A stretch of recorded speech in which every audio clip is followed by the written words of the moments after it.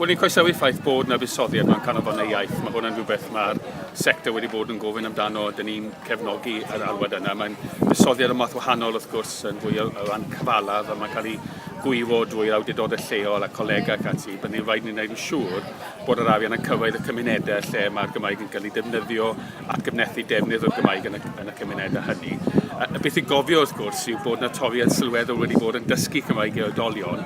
Felly dyna chi yn creu canolfannau iaith sy'n beth braf, ond wedyn beth yw'r gweithgareddau sy'n digwydd yn y ganolfannau hynny os ydych chi'n torri yr arian sy'n cefnogi er enghraifft dysgu Cymraeg i oedolion. Felly mae yna pictiwr cymysg gan y Llywodraeth yn gyffredinol, ond dwi'n croesawu'r ffaith bod yna o leia buddsoddiad mewn adnoddau cymunedol sy'n cefnogi'r iaith. Wel, wrth gwrs, fi'n croesawu unrhyw arian ychwanegol sy'n dod i gefnogi'r iaith yma, ond i ddim yn glir i fi eto, os ni'n sôn am arian ychwanegol neu ydy'r arian yn dod o rwle arall.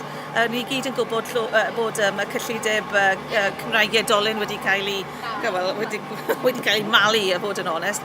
Falle mae'r arian yn dod o hynny, ond ydy hwn ddim yn mynd i bod yn cymryd lle y system presennol. Wel, dyna cwestiwn yw ymateb, fi'n credu.